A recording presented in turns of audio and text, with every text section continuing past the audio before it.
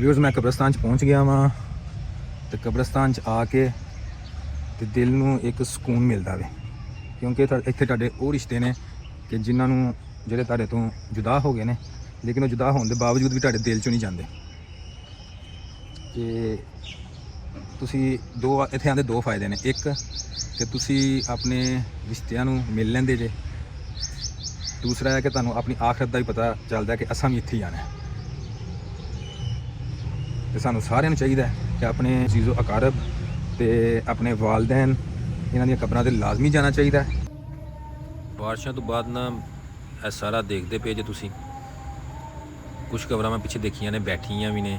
ਇਹ ਘਾਹ ਵਗੈਰਾ ਜਿਹੜਾ ਹੈ ਇਹ ਕਾਫੀ ਜ਼ਿਆਦਾ ਜਿਹੜਾ ਹੋਇਆ ਹੈ, ਤੇ ਕੁਛ ਹਬਸ ਦਾ ਮੌਸਮ ਹੈ ਤੇ ਕੀੜੇ ਪਤੰਗੇ ਜਿਹੜੇ ਨਾ ਉਹ ਵੀ ਬਾਹਰ ਨਿਕਲੇ ਨੇ।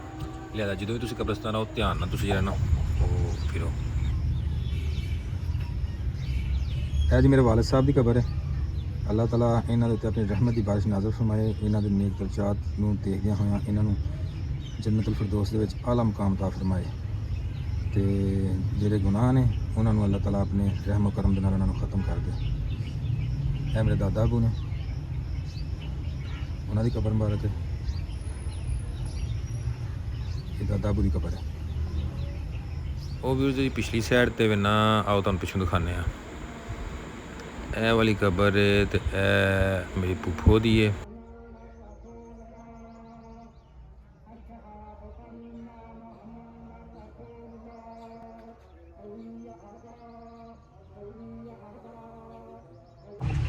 ਵੀਰਸ ਕਬਰਾਂ ਜਿਹੜੀਆਂ ਨੇ ਉਹਨਾਂ ਦਾ ਤੇ ਸਫਾਈ ਉੱਪਰ ਹੈ ਵੀ, ਲੇਕਿਨ ਸਾਈਡਾਂ ਦੇ ਉੱਪਰ ਨਹੀਂ ਹੈਗੀ, ਕਿਉਂਕਿ ਮੈਂ ਤਕਰੀਬਨ 1 ਮਹੀਨੇ ਬਾਅਦ ਮੇਰਾ ਚੱਕਰ ਲੱਗਾ ਹੈ।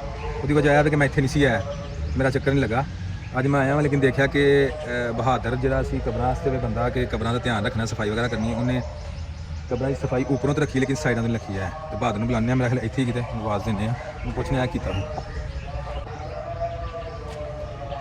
ਬਹਾਦਰ ਬਹਾਦਰ ਇਹ ਲੱਗਦਾ ਨਾ ਸੁਣ ਲਈ ਤੇ ਆਣ ਲਗਾ।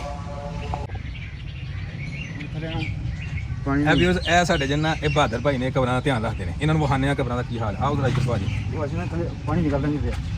ਪਾਣੀ ਸਾਈਡ ਦੇ ਉੱਤੇ ਤੁਹਾਨੂੰ ਰੂੜੀ ਬਣਾਤੀ ਨੁੱਕਰ ਦੇ ਵਿੱਚ ਭਾਜੀ। ਬੜੀ ਮਿੱਟੀ ਲੱਗੀ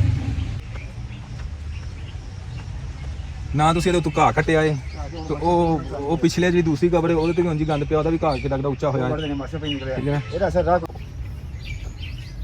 ਹੋਰ ਪਤੇ ਉਹਦੇ ਕੋਲ ਨਹੀਂ ਹੈਗਾ। ਪਰ ਸਫਾਈ ਜ਼ਿਆਦਾ ਕਰੀ ਦੀ ਨੀਵੀਂ ਹੋ ਗਈ ਬੜੀ। ਸਫਾਈ ਦਾ ਮਕਸਦ ਇਹ ਹੁੰਦਾ ਹੈ, ਨਹੀਂ ਮੈਂ ਨਹੀਂ ਕਹਿੰਦਾ ਹੈ ਕਿ ਤੁਸੀਂ ਆਪਣਾ ਸਫਾਈ ਇਹਨੂੰ ਮਿੱਟੀ ਚੁੱਕ ਦਿਓ, ਕਮ ਸੇ ਕਮ ਇਹ ਗੰਦ ਛੰਦ ਤੇ ਭਾਜੀ ਇੱਥੇ ਇੰਨਾ ਹੋਣਾ ਚਾਹੀਦਾ। ਹੁਣ ਮੈਂ ਆ ਕੇ ਇੱਥੇ ਬਹਿ ਕੇ ਮੈਂ ਯਾਸੀਨ ਪੜ੍ਹਨੀ ਸੀ, ਤੇ ਸਾਰਾ ਤੁਸੀਂ ਜਿਹੜਾ ਨਾ ਉੱਥੇ ਸਾਰਾ ਗੰਦ ਪਾਇਆ ਹੈ, ਤੇ ਇਹਨੂੰ ਤਾਂ ਕੋਈ ਨਹੀਂ, ਉਹ ਤੋਂ ਘਾਹ ਨੂੰ ਥੋੜਾ ਘੱਟ ਕਰੋ ਸੂ, ਉਹ ਵੀ ਘਾਹ ਉੱਤੋਂ ਕੱਟੋ ਸੂ, ਤੇ ਇਹ ਤੇ ਕੋਈ ਗੱਲ ਨਹੀਂ ਹੈਗੀ ਹੈ।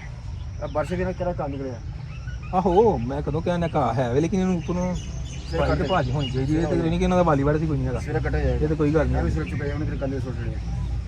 ਇਹਨੂੰ ਵੀ ਤੁਸੀਂ ਨਾ ਸੁਬਾਹ ਵੀ ਕਲੀਅਰ ਹੋਵੇ, ਠੀਕ ਹੈ। ਮੈਂ ਸਵੇਰੇ ਸਪੈਸ਼ਲ ਹੁਣ ਇਹ ਹੀ ਵੇਖਣਾ ਨਾ ਸੁਬਾਹ ਦੇ ਟਾਈਮ, ਠੀਕ ਹੈ ਨਾ, ਇਹ ਕਲੀਅਰ ਹੋਣਾ ਚਾਹੀਦਾ ਸਾਰਾ। ਚਲੋ ਠੀਕ ਹੈ।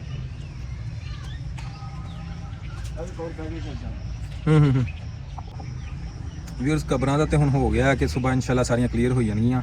ਉਹਨਾਂ ਨੂੰ ਕਹਿ ਦਿੱਤਾ ਕਿ ਇਹ ਤਰੀਕਾ ਤਾਂ ਨਹੀਂ ਹੈ, ਜਦੋਂ ਅਸੀਂ ਤੁਹਾਨੂੰ ਤੁਹਾਡੀ ਖਿਦਮਤ ਕਰਨ ਲੱਗੇ ਅਸੀਂ ਨਹੀਂ ਚੱਕਦੇ, ਤੇ ਫਿਰ ਤੁਹਾਡਾ ਵੀ ਕੰਮ ਹੈ ਕਿ ਸਾਰੀਆਂ ਚੀਜ਼ਾਂ ਨੂੰ ਨਾ ਅੱਛੇ ਤਰੀਕੇ ਦੇ ਨਾਲ ਰੱਖਣਾ। ਤੇ ਉਹ ਉਹਨਾਂ ਨਾਲ ਹੋ ਗਈ ਇਹ ਗੱਲ, ਇਨਸ਼ਾਅੱਲਾ ਸੁਬਾਹ ਕਲੀਅਰ ਹੋ ਜਾਏਗੀ। ਬਾਕੀ ਹੁਣ ਜਿਹੜੇ ਕੰਮ ਨਹੀਂ ਆਇਆ ਕਰੀਏ, ਦੁਆ ਸ਼ਾ ਮੰਗੀ, ਅੱਲਾ ਖੈਰ ਕਰੇ। ਹਵਾ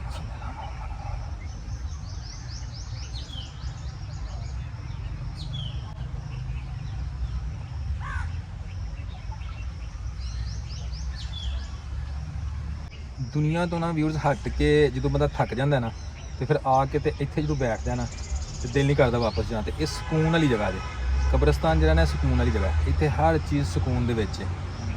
ਤੇ ਮੈਂ ਤੇ ਜਦੋਂ ਵੀ ਇੱਥੇ ਆਉਂਦਾ ਵਾਂ, ਮੇਰਾ ਤੇ ਘੰਟਾ 2-2 ਘੰਟੇ ਜਾਣ ਤੇ ਦਿਲ ਹੀ ਨਹੀਂ ਕਰਦਾ ਹੈ। ਇੱਥੇ ਹੀ ਬਹਿ ਜਾਈਦਾ, ਬਹਿ ਕੇ ਨਾਲੇ ਜ਼ਿਕਰ ਕਰਦੇ ਰਹੀਦਾ, ਤੇ ਬਾਕੀ ਆਖਰਤ ਦੇ ਬਾਰੇ 'ਚ ਸੋਚੀਦਾ ਕਿ ਯਾ ਅੱਲਾ ਸਾਨੂੰ ਵੀ ਨੇਕ ਕੰਮ ਕਰਨ ਦੀ ਤੌਫੀਕ ਦੇ।